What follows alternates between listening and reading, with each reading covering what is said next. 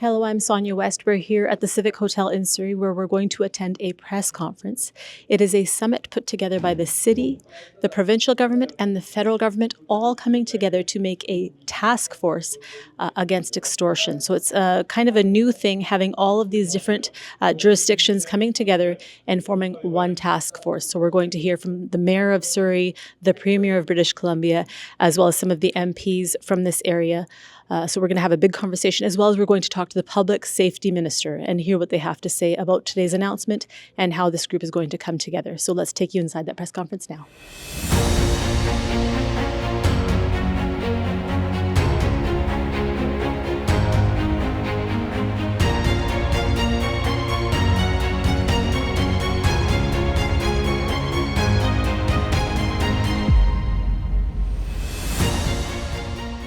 Thank you to everyone for joining us here today on the traditional territory of the Coast Salish peoples, including the Semiahmoo, Katzie, Coquitlam, Kwantlen, and Kukite, and Tsawwassen First Nations. My sincere thanks to our federal partners, Minister Gary Anasangri, Secretary of State Ruby Sahota, and Minister of Justice and Justice Minister Sean Fraser for their partnership and dedication to strengthening safety and justice for all Canadians. Thank you as well to BC's Attorney General Nikki Sharma for her continued collaboration and support. I'd also like to acknowledge the local government leaders who have been such strong partners in our work. Her Worship Brenda Locke, Mayor of Surrey, His Worship Ross Siemens, Mayor of Abbotsford, His Worship George Harvey, Mayor of Delta, and Her Worship Megan Knight, Mayor of White Rock. Thank you for your leadership and for your tireless work that your municipalities have done to support victims and strengthen coordination between law enforcement. Thanks, Nina. Thanks for joining us here today. I want to thank all of our partners in law enforcement who are here, members of the task force, federal elected officials. Very good to see you, partners in this work, and municipal government leaders. It's great to see the mayors here as well. You can see here what the reality is on the ground. We are united and working together to ensure that everybody who has been affected by these extortion threats gets the response that they deserve, gets the supports that they need, and that the individuals behind these crimes are arrested, prosecuted, and jailed. That is the shared goal that we all have here, disrupting, preventing, and ending this threat to our community. Today's session was an excellent opportunity for us to update each other on the work we've been doing, to ensure that we are aligned, sharing information, and working as a unified team on this number one priority for all of us. Ensuring that communities are safe, that families are safe, that business owners are safe in every community in this province is at the heart of all of us that are doing this work. One of the key pieces of feedback we've had from families and individuals who are affected, they want more information. They need additional support. They feel scared. And so the federal government, along with the provincial government, have each put in $500,000 to improve victim services for people affected directly by these heinous crimes. An additional $4 million from the federal government for a task force to chase down those gangsters that are involved in drug activity south of the Fraser, because there is a close connection between the gangs involved in extortion and the gangs involved in criminal drug dealing in these communities as well. This team will assist local police in working across borders and boundaries and taking a regional approach to ensure that these gangs are arrested and to recognize that they don't pay any attention to the boundaries between communities for their illegal activities. During the session, we engaged in a number of different issues. I want to thank everybody for being frank and open. We have a shared anxiety about the need for the community as a whole to stand together, that we don't let this divide us as a community, that we stand together as British Columbians, Canadians, and demand and insist that we do not allow these crimes to divide us. We also recognized around the table that all of us have a part to play in ensuring strong communications between each other so that everybody understands what's happening, including sharing as much information as possible with victims of these crimes so that they know and they have confidence about the fact that police are taking this very, very seriously and that important work is being done. So with that, I'd like to pass it over to the Federal Minister, Minister Andasangari, for his comments. Thank you, Premier, and thank you everyone for joining us today. And let me also acknowledge all the elected members of both the provincial and federal government that are here today, including Secretary of State Sahota, as well as my colleague in British Columbia, Nina Krieger. I want to thank the many law enforcement agencies that have presented today and the enormous collaboration that exists. I had the opportunity this morning to meet with several individuals who were directly impacted by extortion. And I want to tell them, as well as all those who have been going through a very difficult set of issues relating to extortion, that we're hearing you, we're with you, and we will make sure that we put all of our collective resources into action to ensure not only your safety and security, but safety and security of all those in British Columbia and across Canada.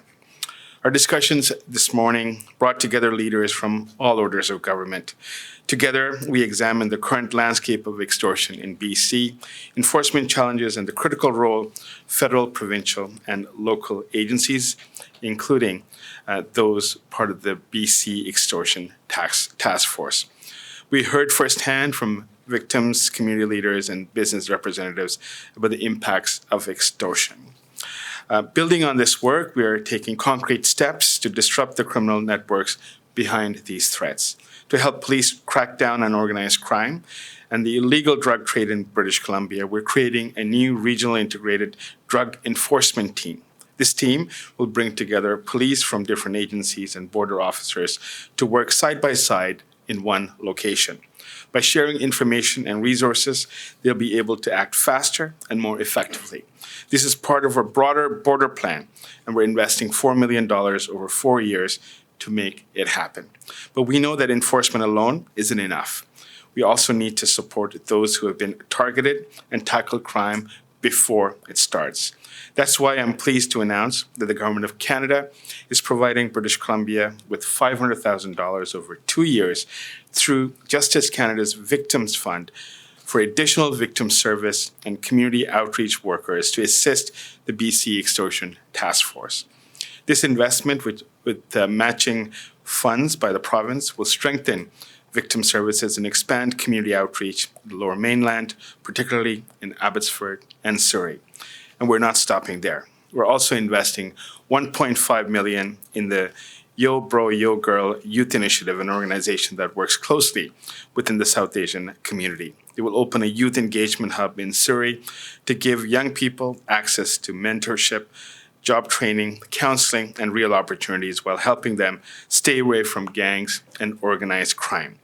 To those impacted, you're not alone. Your local police and RCMP are here to help, but they need to know when intimidation is happening so they can help keep you safe and stop these threats.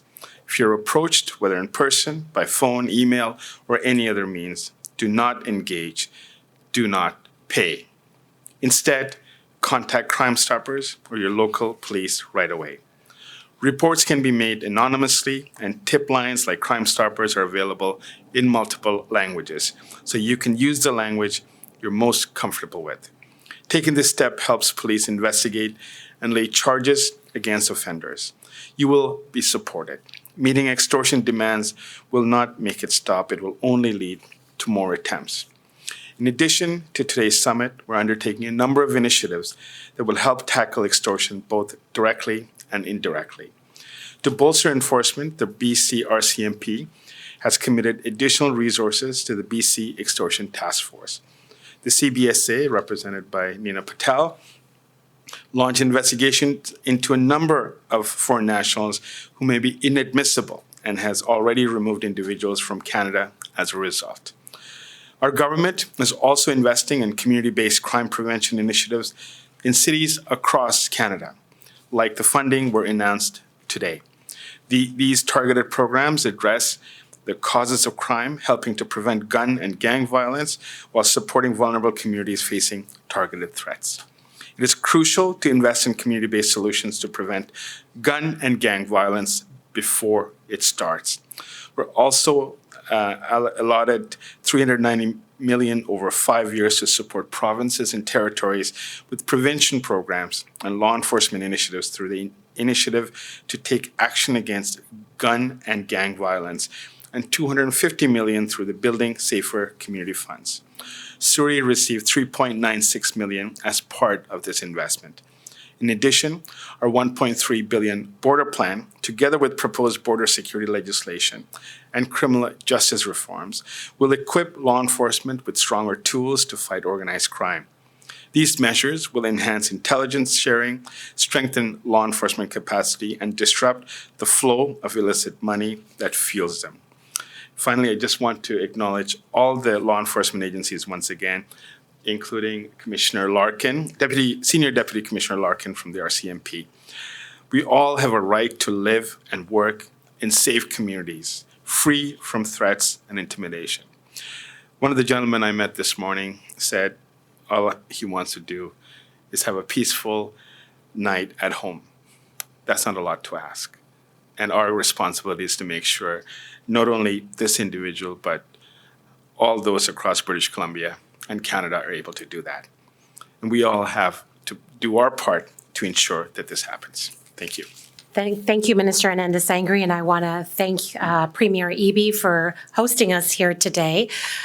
Today's summit was a very successful one. It was good to have all partners sit around and discuss how we can be better coordinated. To the victims of extortion, I want to say that we've heard you, just as Minister Ananda-Sangri said. There are victims across this country. We are taking this very seriously. It is a Canadian issue, and we are treating it as such. It is important for us to coordinate, figure out where the gaps are, and I believe you see with everyone standing here today that we are coordinated, and we will find those that are involved in these extortions. A lot of progress has already been made, and I want to thank all the law enforcement that is here today, all the members of Parliament, MP, MLAs, and everyone that has been advocating to make sure that we address this issue effectively and appropriately. We are arresting, we are dismantling, disrupting these criminal organizations, and where needed, also making removals. And so to those that are involved, they should be warned that this is a serious matter. In terms of Minister Attorney General Sean Fraser, he participated in today's event as well, and also mentioned that there are many pieces of legislation that I want to reiterate to all the media here today that are in the House of Commons that also address this specific issue of extortions, which will make it a lot tougher to get bail. It will make sentences even longer, meaning that it will be mandated that judges should consider consecutive sentencing when these cases arise. There are other measures that have been tabled in the House of Commons that will provide law enforcement with tools like lawful access measures that will better help them in their investigation. So I also urge all Canadians to speak to their elected officials and to make sure that we can get all of these pieces of legislation passed as quickly as possible through Parliament so that this approach can be even more effective in the days and weeks to come. So thank you so much for being here today.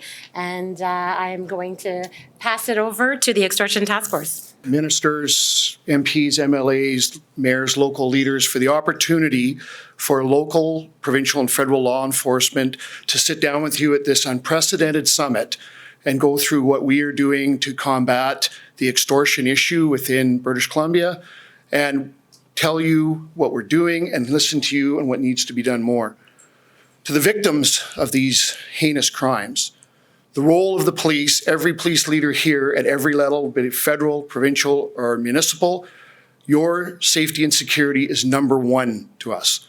We work around the clock and continues investigations to ensure your safety, up to and including at 7 o'clock this morning when the task force executed search warrants and made arrests. It goes around the clock.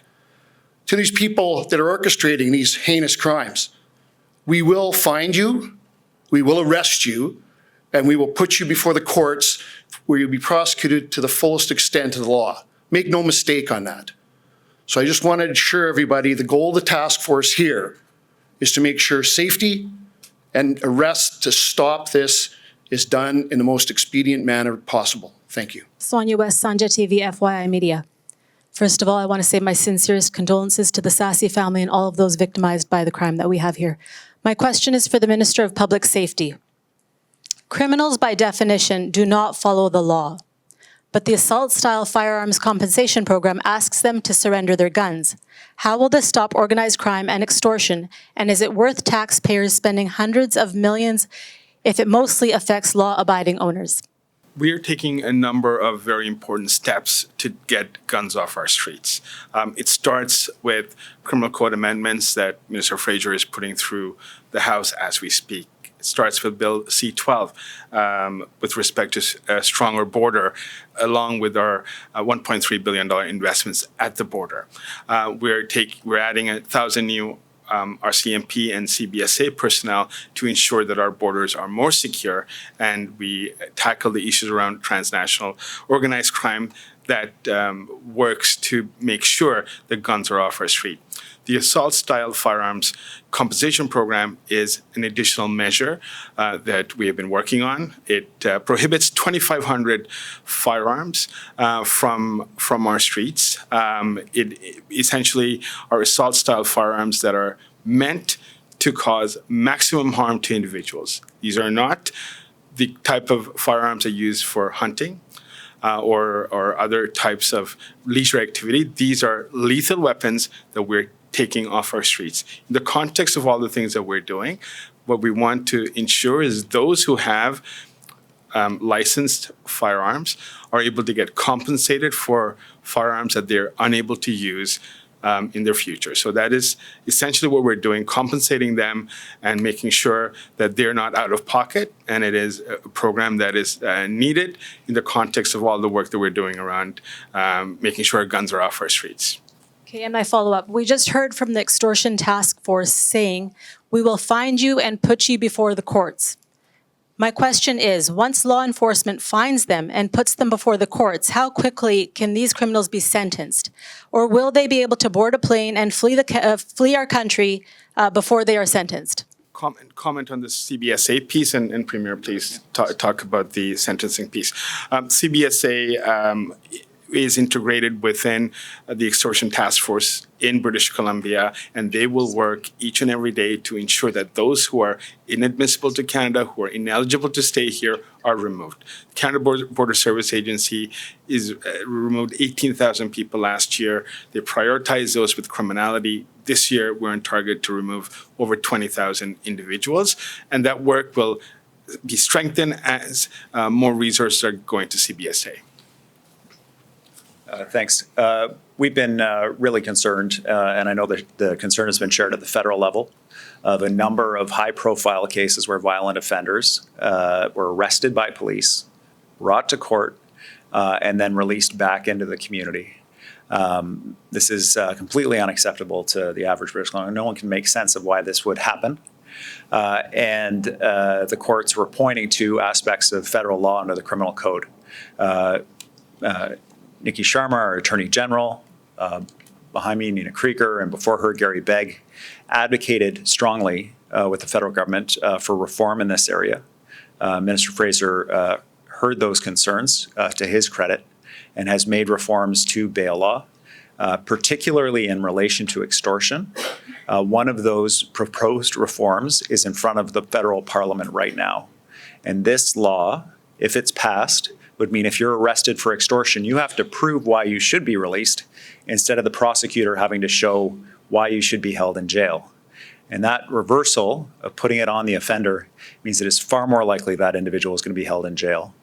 I've reached out to my federal counterparts in the federal NDP to encourage them to pass this as quickly as possible. I know that the federal Liberal Party, all of their MPs are on side. I asked the Conservatives to pass it as quickly as possible, the Bloc Québécois and the Green Party, all parties to come together and pass these before Christmas so that the communities here south of the Fraser know that if someone is arrested, they're not going to be re-released back into the community. We're talking to Member of Parliament Parm Bains. Parm, you've done a great job with your community, and today, what a wonderful thing to have this task force. How do you feel?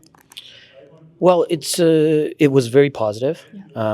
It's a lot of work that's been done for over the last 21 months in the Parliament with legislation, different things that we've all talked about, the community is concerned about.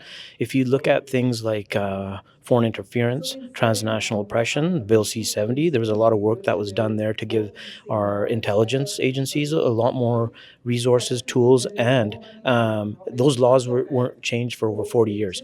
So this is one sort of theme I think that our communities and our Canadians need to sort of look at. If we want to combat or fight crime, we have to modernize our laws. We have to modernize the tools and resources that we're using to do that. And because criminals adapt, they're going to change the way. If we close up our border and we strengthen our border, and we've had record seizures by our CBSA, for example, then they're finding different ways. Then you'll see drug labs popping up here, and then they'll start ordering things from online, precursors, what you call, right? And then, so that's just one example. But this today was another focus of where are the gaps? If we're going to coordinate a team of investigators and law enforcement agencies, we had representatives from all levels that were here to talk about those things. It was a discussion and a dialogue to say, okay, what more can we do? What are the gaps? But there were some announcements today for the victims because, you know, in recent times, I think victims, they feel very helpless. They don't get answers. And it's tough for law enforcement to give them answers because an investigation is going on. So the victim services piece, that's where a lot of the investment went. And then beyond that, there was another targeted force that is going to be focused on drug enforcement. So when you look at all these investigations, they've taken our investigative teams into different directions.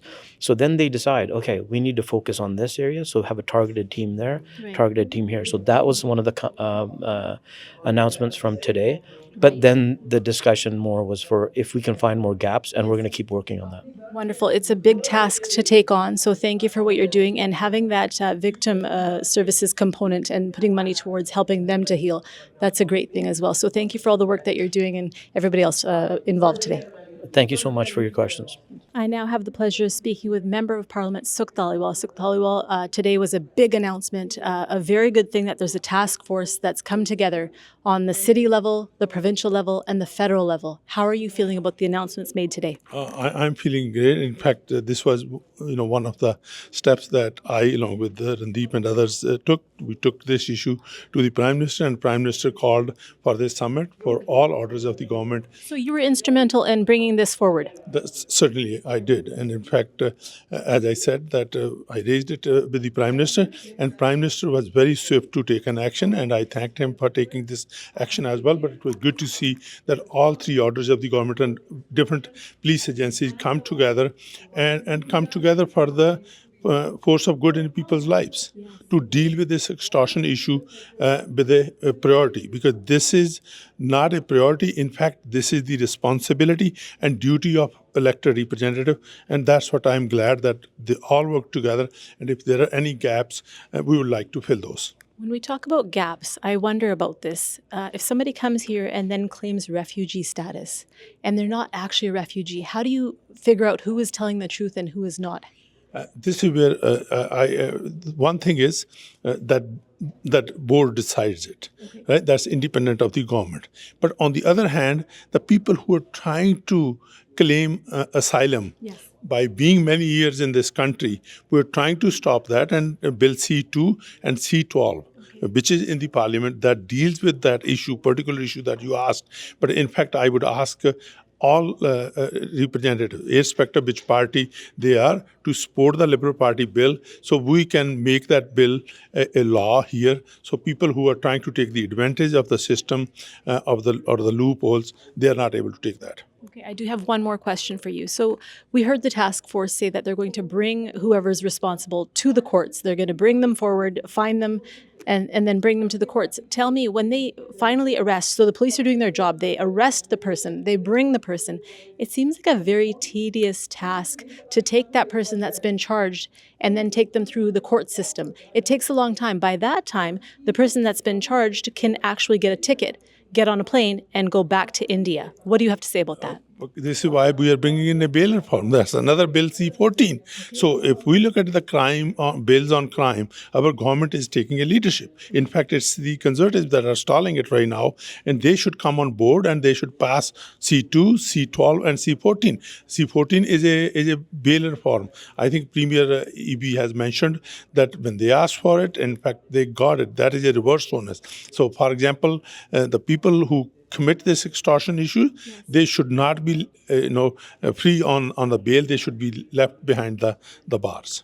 Okay, so you're saying that as soon as they're charged, you're going to expedite the system so that they can get charged and sentenced and not be able to flee the country. Not to flee the country. The only way they can flee is by having a bail. So when we have brought in this legislation, we call it a reverse onus. Okay. That it should not be the responsibility or duty of the Crown to convince the judge that this fellow should be kept behind the bars. In fact, it should be the criminal that should be left behind the bar instead of that criminal coming free on a bail. So you're saying jail, not bail? That is exactly where eventually it will become. That should not be given a bail and then let the judge do the judgment and be behind the bars.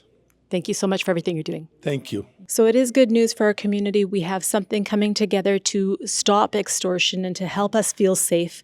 It's a big issue, but now that we have the city, the province, and the government of Canada coming together to form a task force, perhaps now we can get some momentum in solving this problem and stopping the extortion and the crime that's happening here in Canada, in British Columbia, in Surrey, Abbotsford, and surrounding areas. So it was a positive summit. I think very well received by the community today and a positive step forward. Let's see how this all unfolds, and hopefully the communication between the different jurisdictions will make it so that we are on the right path. So thank you for watching. We'll see you again next time.